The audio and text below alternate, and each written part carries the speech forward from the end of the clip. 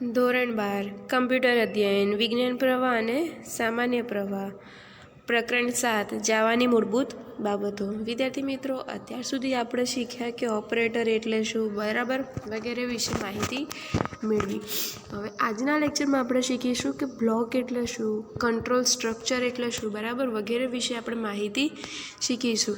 જો તમે 10મા ધોરણની અંદર કમ્પ્યુટરમાં સી ભાષા ભણ્યા હોય તો જેની અંદર તમે લૂપ છે, બરાબર, જેમ કે ફોર લૂપ, વાઇલ લૂપ છે, ઇફ એલ્સ સ્ટેટમેન્ટ છે, વગેરે શીખીને હતા, એ હવે આપણે જાવાની અંદર શીખીશું।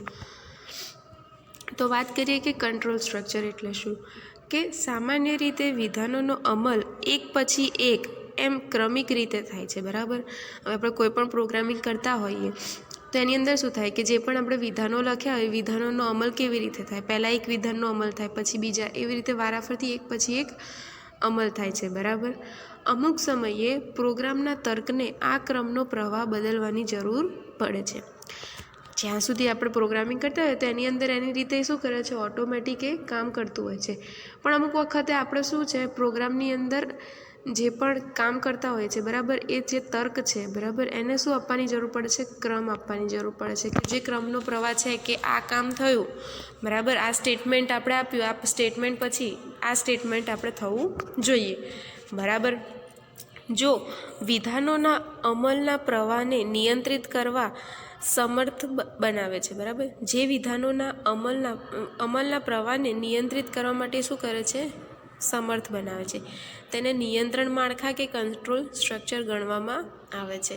હવે તમે કંટ્રોલ સ્ટ્રક્ચર કહો અથવા તો નિયંત્રણ માળખા કહો, બરાબર, તમને પરીક્ષામાં કંટ્રોલ સ્ટ્રક્ચર તરીકે પણ પૂછાઈ શકે છે અથવા તો નિયંત્રણ માળખા તરીકે પણ પૂછાઈ શકે છે, જે શું કરે છે કે વિધાનોના અમલનો જે પ્રવાહ હોય એ પ્રવાહને શું કરે છે, નિયંત્રિત કરે છે, બરાબર। ત્યારબાદ જે કંટ્રોલ સ્ટ્રક્ચર છે એ કંટ્રોલ સ્ટ્રક્ચરના કેટલા પ્રકાર હોય છે, કે 2 પ્રકાર હોય છે, બરાબર। કયા 2 પ્રકાર હોય છે, કે લૂપ અને બ્રાન્ચીસ। કંટ્રોલ સ્ટ્રક્ચરના 2 પ્રકાર હોય છે, કે લૂપ અને બ્રાન્ચીસ। તો હવે લૂપ એટલે શું એના વિશે આપણે માહિતી મેળવીએ, કે લૂપ એટલે શું, કે લૂપનો ઉપયોગ અમુક શરત સંતોષાય ત્યાં સુધી વિધાનોની શ્રેણીનું વારંવાર પુનરાવર્તન થાય છે, બરાબર। લૂપ એટલે આપણે સમજી જ શકીએ છીએ, લૂપ એટલે શું, કે પુનરાવર્તન કરવું, બરાબર, ફરવું, બરાબર। તો લૂપ એટલે શું, કે જે અમુક શરતો હોય એ શરતો જ્યાં સુધી સંતોષાય નહીં, બરાબર, જ્યાં સુધી શરતો ઠરાય નહીં, બરાબર, સાચી એને શરતો ના મળે ત્યાં સુધી એ શું કરે છે, જે વિધાનો હોય એ વિધાનોનું શ્રેણીનું શું કરે છે, વારંવાર પુનરાવર્તન કરતું હોય છે, જેને શું કહેવામાં આવે છે, લૂપ કહેવામાં આવે છે। તો હવે બ્રાન્ચીસ એટલે શું, કે બ્રાન્ચનો ઉપયોગ જ્યારે 2 કે વધુ શક્ય કાર્ય દિશામાંથી પસંદગી કરવાની હોય, બરાબર, ત્યારે આપણે શેનો ઉપયોગ કરીએ છીએ, બ્રાન્ચીસનો ઉપયોગ કરીએ છીએ, કે જ્યારે 2 કન્ડિશન હોય અથવા તો 2 થી વધુ કન્ડિશન હોય, બરાબર, કે આ દાખલા તરીકે આપણે વાત કરીએ કે તમને કોઈ પૂછે કે તમારે મેથ્સની એક્ઝામ હતી તો મેથ્સની એક્ઝામમાં તમે પાસ થયા કે ફેલ થયા, તો એ કેવી પસંદગી થઈ, 2 પસંદગી થઈ, બરાબર, જેની અંદર 1 કે 2 કે 2 થી વધુ આપણને કન્ડિશન જોવા મળતી હોય છે। તો આવી કન્ડિશનની અંદર બ્રાન્ચીસનો ઉપયોગ કરવામાં આવતો હોય છે, બરાબર। હવે આ જે બ્રાન્ચીસ છે એને આપણે સિલેક્ટિવ સ્ટ્રક્ચર તરીકે પણ એને ઓળખી શકીએ છીએ, બરાબર, કેમ કે બ્રાન્ચીસની અંદર જે પણ મલ્ટિપલ કન્ડિશન હોય એ કન્ડિશનમાંથી આપણે એક કન્ડિશન સિલેક્ટ કરવાની હોય છે, એટલા માટે એને સિલેક્ટિવ સ્ટ્રક્ચર તરીકે પણ ઓળખવામાં આવે છે। ત્યારબાદ બ્લોક, બરાબર, કે બ્લોક એટલે શું, કે જ્યારે આપણે કોઈ બ્લોકની અંદર ચલ ઘોષિત કરીએ છીએ, બરાબર, ત્યારે તે ચલને તે બ્લોકમાં જ સ્થાનિક એટલે કે લોકલ રહે છે। હવે આપણે પ્રોગ્રામ કરતા હોઈએ તો પ્રોગ્રામની અંદર આપણે કોઈ ચલ ઘોષિત કરતા હોઈએ તો કોઈ એક બ્લોક બનાવ્યો છે, બરાબર, તો એ બ્લોકની અંદર આપણે જે ચલ ઘોષિત કર્યો હોય એ ચલ કેવો રહેતો હોય છે, સ્થાનિક એટલે કે લોકલ રહેતો હોય છે, અને તે બ્લોકની બહાર તેનું અસ્તિત્વ રહેતું નથી, કે આપણે એ નામનો એક બ્લોક બનાવ્યો એની અંદર આપણે એક વેરિયેબલ ડિક્લેર કર્યો, હવે એ જે એ નામનો વેરિયેબલ છે, બ્લોક છે, બરાબર, એની અંદર જે વેરિયેબલ આપણે ડિક્લેર કરાયો છે એ નામના બ્લોકની બહાર જે વેરિયેબલ ડિક્લેર કરાયો છે એનું અસ્તિત્વ હોતું નથી. જે બ્લોકની અંદર આપણે ચલ ઘોષિત કરતા હોઈએ બરાબર, તેની બહાર તેનો આપણે ઉપયોગ કરી શકતા હોતા નથી. બરાબર, કે આપણે દાખલા તરીકે 2 બ્લોક બનાવ્યા છે એ અને બી, અને જેની અંદર આન્સર નામનો આપણે વેરિયેબલ ડિક્લેર કરાયો. બરાબર, એ નામની અંદર આપણે વેરિયેબલ ડિક્લેર કરાવીએ, એ આન્સર નામના વેરિયેબલને આપણે બી નામના બ્લોકની અંદર એનો ઉપયોગ કરી શકતા હોતા નથી. બરાબર, જે બ્લોકની અંદર ચલ ઘોષિત કરેલો હોય તે બ્લોકની બહાર તે સંપૂર્ણપણે ન મેળવી શકાય તેવા અને અદૃશ્ય રહે છે. કે જે બ્લોકને આપણે બ્લોકની અંદર ચલ ઘોષિત કર્યો હોય એ બ્લોકની બહારના ભાગમાં એ કેવું થઈ જાય કે સંપૂર્ણપણે એ ના મેળવી શકાય, એટલે કે ઇનએક્સેસિબલ થઈ જાય છે. બરાબર, અને અદૃશ્ય એટલે કે ઇનવિઝિબલ રહેતું હોય છે, કે તેને આપણે મેળવી પણ નથી શકતા અને એને આપણે જોઈ પણ શકતા નથી.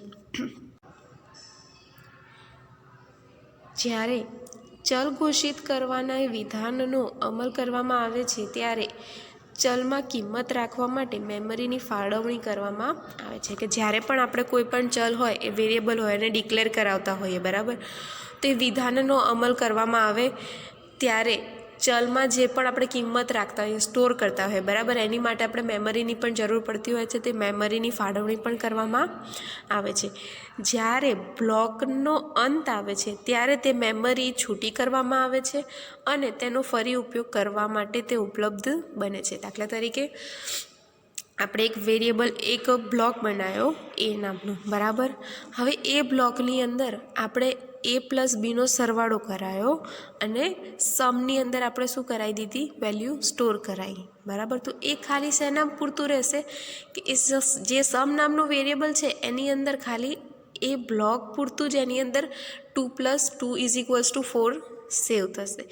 જેવું એ નામનો બ્લોક પૂરો થાય ને બી નામના બ્લોકની અંદર આપણે આવીએ બરાબર, એટલે 2 - 2 = 0 આપણે કરાવવું હોય તો એ શું થઈ જશે, મેમરી ત્યાંથી છૂટી થઈ જાય છે અને ફરીથી એનો ઉપયોગ કરે છે. બરાબર, અને ચલ બ્લોક પૂરતો સ્થાનિક કહી શકાય. હવે આ જે થયું બરાબર, જેને શું કહેવાય છે, ચલ બ્લોક કેવો હોય છે, સ્થાનિક કહી શકાય છે. બરાબર, ત્યારબાદ અહીંયા બ્લોકનું સ્ટેટમેન્ટ બતાવ્યું છે કે 2 કર્લી બ્રેકેટ હોય છે. 2 કર્લી બ્રેકેટની અંદર આપણે જે પણ સ્ટેટમેન્ટ લખવાના હોય એ સ્ટેટમેન્ટ આપણે અહીંયા લખી શકીએ છીએ. બ્લોક સ્ટેટમેન્ટ એ કૌંસની જોડી, કયા કૌંસની જોડી છે કે છગડિયા કૌંસની, સ્ટાર્ટિંગ છગડિયો કૌંસ અને એન્ડ છગડિયા કૌંસથી કરવાનું હોય છે. બરાબર, તો એ છગડિયા કૌંસની વચ્ચે લખાયેલા વિધાનોનું કેવું છે, એક જૂથ છે. ત્યારબાદ ઇફ વિધાન એટલે કે ઇફ સ્ટેટમેન્ટ. બરાબર, હવે ઇફનો ઉપયોગ ક્યારે કરવામાં આવે છે કે જ્યારે પ્રોગ્રામમાં ઇફ વિધાન વાપરવામાં આવે છે ત્યારે બુલિયન પદાવલીની કિંમત ટ્રુ કે ફોલ્સ તેના પ્રમાણે બેમાંથી એક વિકલ્પ પ્રમાણે કાર્ય કરવા સમર્થ બને છે. બરાબર, હવે આપણે વાત કરીએ કે આપણે બુલિયન શીખી ગયા હતા બરાબર, બુલિયન ડેટા ટાઈપ, કે બુલિયન ડેટા ટાઈપનો ઉપયોગ શું છે કે ટ્રુ કે ફોલ્સ. બરાબર, કિંમત જે આપણે આપી છે એ ટ્રુ છે કે ફોલ્સ છે એ ચેક કરવા માટે શેનો ઉપયોગ કરવામાં આવે છે, બુલિયનનો. તો હવે જ્યારે આપણે ઇફ વિધાન વાપરતા હોઈએ બરાબર, તો એની અંદર બુલિયન પદાવલીની કિંમત જે આપેલી હોય છે એ કેવી છે, ટ્રુ છે કે ફોલ્સ. બરાબર, તેના પ્રમાણે બેમાંથી એક વિકલ્પ એ શું કરે છે, પસંદ કરે છે અને એના પ્રમાણે કાર્ય કરે છે. તે બ્રાન્ચિંગ અથવા તો ડિસિઝન કે સિલેક્ટિવ કંટ્રોલ સ્ટ્રક્ચરનું ઉદાહરણ છે. હવે ઇફ વિધાન એ કોનું ઉદાહરણ છે કે જે બ્રાન્ચિંગ કહો, ડિસિઝન કહો, સિલેક્ટિવ કહો બરાબર, સિલેક્ટિવ કંટ્રોલ સ્ટ્રક્ચર કહો વગેરેનું ઉદાહરણ છે. પરીક્ષામાં પૂછાઈ શકે કે ઇફ વિધાન કોનું ઉદાહરણ છે, તો કે બ્રાન્ચિંગ, ડિસિઝન અને સિલેક્ટિવ કંટ્રોલ સ્ટ્રક્ચરનું ઉદાહરણ છે. જ્યારે ઇફ વિધાનનો અમલ થાય છે ત્યારે સૌ પ્રથમ બુલિયન પદાવલીની કિંમત શોધવામાં આવે છે. કે જ્યારે પણ આપણે ઇફ વિધાન ચાલુ કર્યું બરાબર, તો ઇફ વિધાનની અંદર સૌ પ્રથમ શું થાય છે કે જે બુલિયન આપેલું હોય બરાબર, બુલિયન પદાવલી આપેલી છે એની કિંમત શોધવામાં આવે છે. શું છે, કઈ કિંમત શોધવામાં આવે છે કે એ વેલ્યુ ટ્રુ છે કે ફોલ્સ છે. બરાબર, અહીંયા આપણે ઇફ વિધાનનું સ્ટેટમેન્ટ જોઈ શકીએ છીએ કે એનું સ્ટ્રક્ચર કઈ રીતે આવે છે. બરાબર, તો સૌ પ્રથમ શું કરવામાં આવે છે, ઇફ કન્ડિશન ચાલુ કરવામાં આવે છે અને જેની અંદર રાઉન્ડ બ્રેકેટની અંદર જે નાનો આપણો ગોળ કૌંસ હોય છે બરાબર, એ ગોળીય કૌંસની અંદર બુલિયન એક્સપ્રેશન આપવામાં આવતું હોય છે. હવે અહીંયા શું થશે, બુલિયન એક્સપ્રેશનની અંદર આપણે અહીંયા કન્ડિશન ચેક કરવામાં આવશે બરાબર. જો કન્ડિશન ટ્રુ હશે તો સ્ટેટમેન્ટ 1માં જશે, અને જો કન્ડિશન ટ્રુ નહીં હોય, કન્ડિશન ફોલ્સ હશે તો શેમાં જશે, સ્ટેટમેન્ટ 2માં જશે બરાબર. એટલે સ્ટેટમેન્ટ 1 પછી આપણે શું લખીએ છીએ, બ્રેકેટ કર્લી બ્રેકેટ પૂરું કર્યા પછી એલ્સ લખીએ છીએ. એટલે કે ઇફ જો આ જે કન્ડિશન આપી છે એ ટ્રુ હોય તો સ્ટેટમેન્ટ 1માં જશે, અથવા તો જો એટલે કે એલ્સ આ કન્ડિશન ફોલ્સ હોય તો સ્ટેટમેન્ટ 2માં જશે બરાબર. તો આ શેનું સ્ટેટમેન્ટ થયું, ઇફ વિધાનનું સ્ટ્રક્ચર થયું કે આવી રીતે આપણે ઇફ વિધાનનો ઉપયોગ કરીએ છીએ બરાબર. જ્યારે પણ આપણે પ્રોગ્રામિંગ કરીશું ત્યારે આપણે આ શીખીશું. જો કિંમત શોધવામાં આવે જો કિંમત શોધવામાં આવે છે, જો કિંમત ટ્રુ હોય તો તે સ્ટેટમેન્ટ 1નો અમલ કરશે, નહીં તો ચાવીરૂપ શબ્દ. હવે ચાવીરૂપ શબ્દ એટલે કે એને આપણે કીવર્ડ પણ કહી શકીએ છીએ. જે એલ્સ પાર્ટ છે બરાબર, ઇફ છે, એલ્સ, એને આપણે કીવર્ડ તરીકે પણ ઓળખી શકીએ છીએ. તો જે ચાવીરૂપ એટલે કે કીવર્ડ એલ્સ છે બરાબર, એ પછી લખેલા વિધાનના બ્લોકનો અમલ કરશે, એટલે કે સ્ટેટમેન્ટ 2માં જશે. ઇફ વિધાનમાં સ્ટેટમેન્ટ સામાન્ય રીતે બ્લોક સ્ટેટમેન્ટ હોય છે. હવે જો ઇફ વિધાન હોય બરાબર, એની અંદર જે સ્ટેટમેન્ટ હોય, જે કન્ડિશન આપણે લખીએ છીએ બરાબર, એ સામાન્ય રીતે કેવી હોય છે, બ્લોક સ્ટેટમેન્ટની અંદર હોય છે. તે કોઈ એક વિધાન પણ હોઈ શકે બરાબર, પણ બ્લોક વાપરવો, તે કોઈ પણ વિધાન પણ હોઈ શકે છે, પણ અહીંયા આપણને શું સલાહ આપે છે કે બ્લોક વાપરવો વધારે સલાહભર્યું છે. કેમ? કારણ કે જ્યારે પણ આપણે ભવિષ્યની અંદર જરૂર હોય તો વધારાના જે વિધાન છે બરાબર, એ વિધાન ઉમેરવાનું કાર્ય કેવું બને છે, સરળ બને છે. કે આપણે જુદા જુદા બ્લોક પાડ્યા હોય તો આપણે સરળતાથી વધારાના આપણે વિધાન ઉમેરવા હોય તો આપણે ઉમેરી શકીએ છીએ. ત્યારબાદ અહીં ચાવીરૂપ શબ્દ એટલે કે કીવર્ડ એલ્સ અને એલ્સ પછી લખેલા બ્લોક વૈકલ્પિક છે. એટલે કે જે આપણે આગળ શીખી ગયા કે ઇફ કન્ડિશન ચાલુ કરી સ્ટેટમેન્ટ 1 લખ્યું, એ સ્ટેટમેન્ટ 1 પછી આપણે એલ્સ પાર્ટ લખ્યો હતો બરાબર. એ એલ્સ અને સ્ટેટમેન્ટ 2 જે લખ્યું હતું એ કેવું છે, વૈકલ્પિક છે, કે તમારે એને લખવું હોય તો લખી શકો છો બરાબર.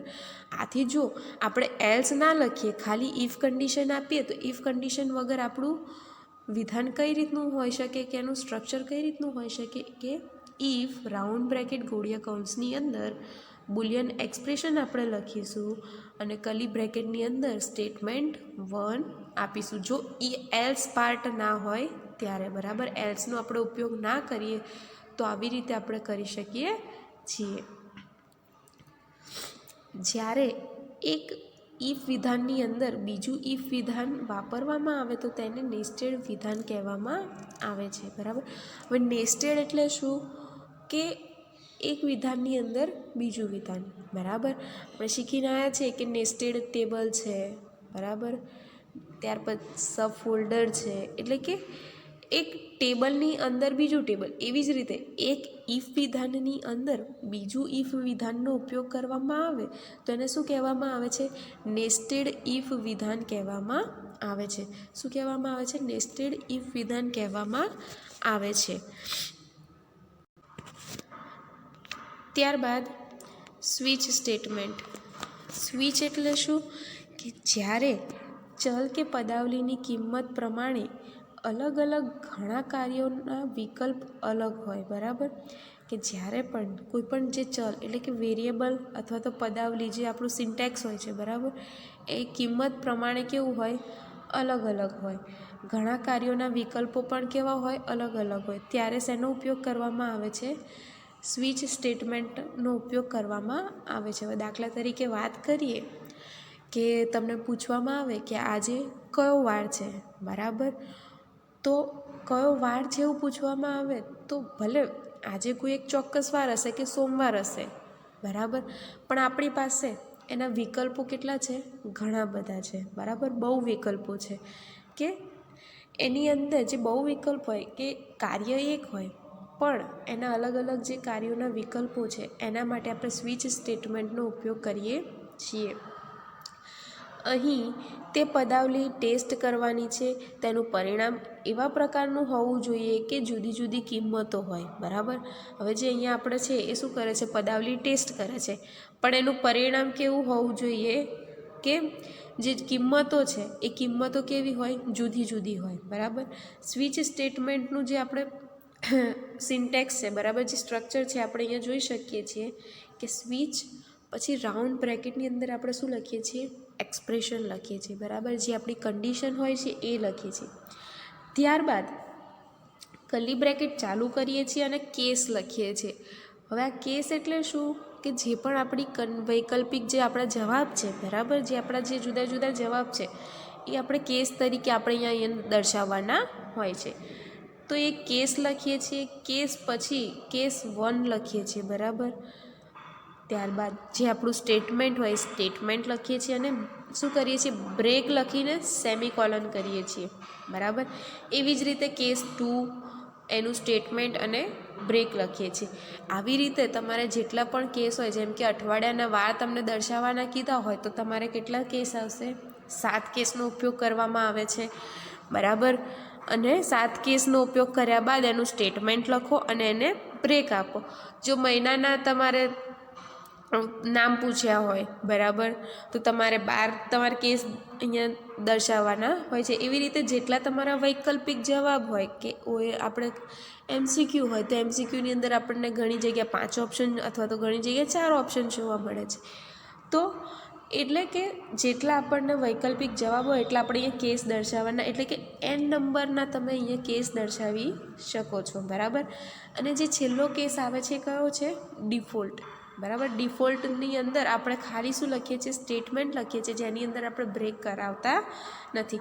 તો હવે આપણે આ દરેક વિશે આપણે માહિતી મેળવીએ કે સ્વિચ સ્ટેટમેન્ટમાં ટેસ્ટ પદાવલીની પ્રકાર જે હોય છે એ કેવો હોવો જોઈએ કે બાઇટ, કેરેક્ટર, શોર્ટ કે ઇન્ટીજર હોવો જોઈએ. કે સ્વિચ સ્ટેટમેન્ટની અંદર જે ટેસ્ટ પદાવલીનો પ્રકાર હોય છે એ કેવો હોવો જોઈએ કે બાઇટમાં હોય, કેરેક્ટરમાં હોય, ઇન્ટીજર કે શોર્ટની અંદર હોવો જોઈએ.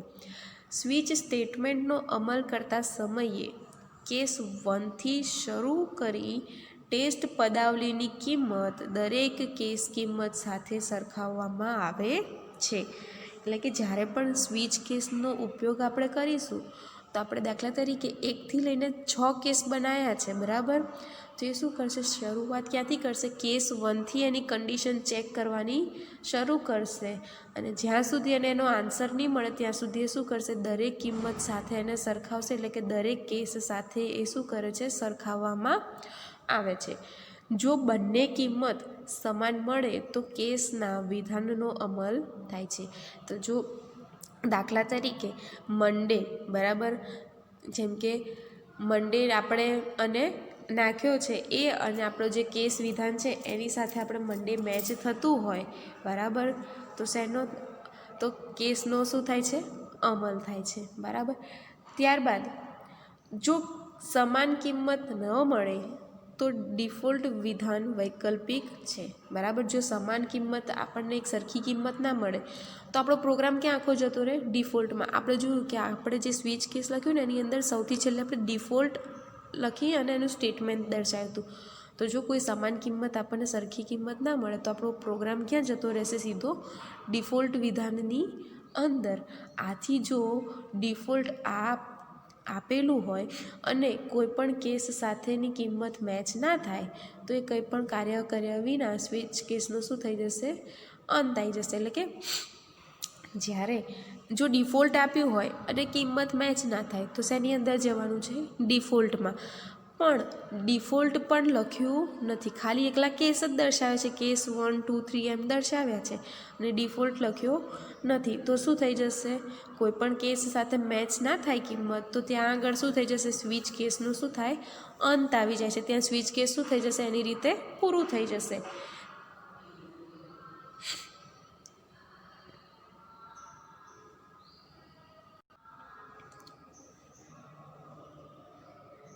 ત્યારબાદ દરેક કેસ વિધાન પછી બ્રેક ફરજિયાત નથી. આપણે જોયું કે આગળ દરેક કેસ પૂરો થાય, જેમ કે કેસ 1 પૂરો થયો, એનું સ્ટેટમેન્ટને લખ્યું, ત્યારબાદ આપણે શું લખ્યું, બ્રેક લખીને સેમિકોલન કર્યું. તો એ જે બ્રેક લખીએ છીએ, બ્રેક લખવું કેવું છે, કમ્પલસરી નથી, ફરજિયાત નથી. તમારે લખવું હોય તો તમે લખી શકો છો. તો હવે બ્રેક જે લખીએ છીએ, બ્રેકનો ઉપયોગ શું છે કે વિધાનનો ઉપયોગ સ્વિચ સ્ટેટમેન્ટનો અંત લાવવા માટે થાય છે. એટલે કે સ્વિચના અંત પછીના પહેલા વિધાન ઉપર જવા માટે થાય છે. કે બ્રેક વિધાનનો ઉપયોગ શું છે કે એ પણ શું કામ કરે છે, સ્વિચ સ્ટેટમેન્ટ છે એનો શું કરે છે, અંત જ લાવે છે, બરાબર, અંત લાવવા માટે થાય છે. પણ એ જે સ્વિચ સ્ટેટમેન્ટનો અંત થાય છે, બરાબર, એ પછીના જે પહેલા વિધાન હોય એ વિધાન ઉપર જવા માટે બ્રેકનું કામ થાય છે, બરાબર. તો આજે વિદ્યાર્થી મિત્રો આપણે શીખ્યા કે સ્વિચ સ્ટેટમેન્ટ એટલે શું, ઇફ સ્ટેટમેન્ટ એટલે શું અને બ્લોક એટલે શું, બરાબર, વગેરે વિશે આપણે માહિતી મેળવી. નેક્સ્ટ વિડીયોની અંદર આપણે જે પણ લૂપ છે, બરાબર, ફોર લૂપ છે, વાઇલ લૂપ છે, વગેરે વિશે આપણે માહિતી મેળવીશું.